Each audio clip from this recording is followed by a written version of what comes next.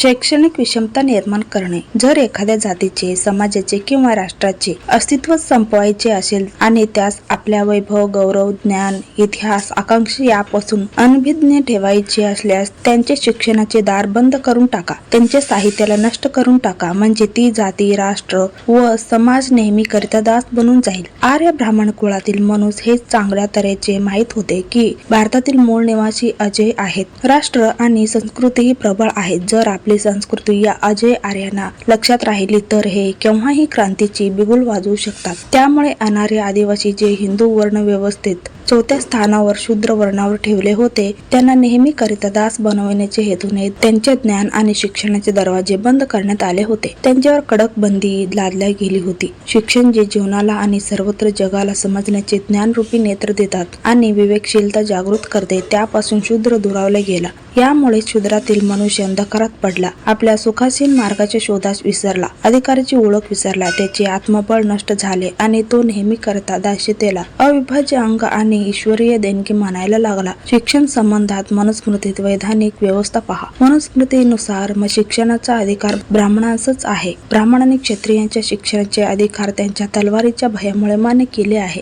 वैश्य लिहिणे वाचणे करू शकत नाही पण ज्ञानवर्धक गोष्टी ऐकू शकतो. शूद्रच हा असा एक वर्ग आहे की ज्याचे लिहिणे वाचणे आणि ज्ञानवर्धक गोष्टी ऐकणे इत्यादी सर्व बाजूचे दरवाजे बंद करण्यात आले. मनुस्मृतीनुसार जर शूद्राने मंत्र ऐकल्यास त्याच्या कानात उकळते शिशे किंवा तेल टाकून द्यावे आणि शूद्राने मंत्र उच्चारण केल्यास त्याची जीभ कापून टाकावी. शिक्षणाच्या क्षेत्रात ब्राह्मणास विशेष स्थान मिळालेच आहे पण स्वार्थाने हे नियमही बनवलेले आहे की ब्राह्मण जे लिहून टाकेल ते अगदी ब्रह्मवाक्य सत्य असते. त्याने लिहिलेल्या मजकुराविषयी विश्वास प्रगट करणे पाप आणि दंडनीय गुन्हा आहे. ब्राह्मण जे वाचित असे त्यालाच सत्य मानले जात असे. त्याच्या पाखंडपूर्ण बंधनाला तर्काच्या आधारे प्रश्नांकित करणे म्हणजे सर्वनाश ओढवणे किंवा मुंडके कापल्या जाण्याचे भीतियुक्त नियमांशी जोडले गेले होते. ब्राह्मणांचे शिक्षण कार्यात तर्क करणाऱ्या कठोर शिक्षेचे प्रावधान मनुस्मृतीत केलेले होते. आधी शिक्षणात शंकायुक्त प्रश्न विचारण्यास मुंडके कापले जाणे इतपत शिक्षेची व्यवस्था होती.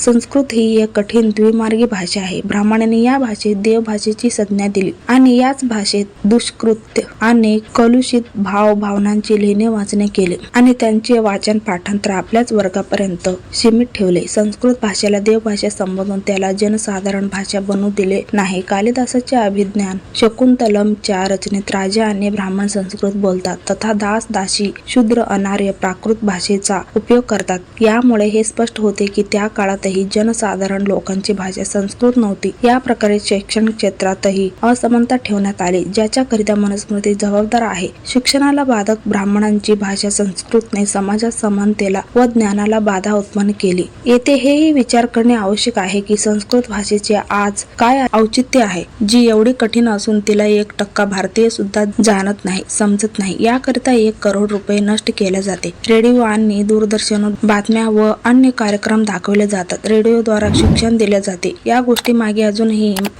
मागे अजूनही मनुशास्त्राची कूटनीती राबवली जात आहे आणि 99% भारतीय जनतेचे भावनांचे शोषण केले जात आहे. मनुस्मृती ज्या उद्देशाने लिहिले गेले त्यामुळे शैक्षणिक असमानतेच्या वातावरणाचे सृजन झाल्याचे आजही निदर्शनास येत आहे. मनुस्मृतीमध्ये लिहिले आहे केवळ जातीच्या नावावर जगणारा ब्राह्मणच राजातर्फे धार्मिक प्रवक्ता बनू शकतो. शूद्र कधीच बनू शकत नाही. 480 मध्ये स्पष्ट लिहिले आहे की शूद्रांना बुद्धी देऊ नका, त्याला धार्मिक अनुष्ठानाचे प्रत्यक्ष शिक्षण देऊ नका. शूद्रांनी वेद वाचले तर त्याला उकळत्या तेलात टाकून द्या. या प्रकारे मनुस्मृतीची निर्मिती शूद्र आणि अन्य जातीत शैक्षणिक भेद अंतर ठेवण्याकरिता केली गेली होती.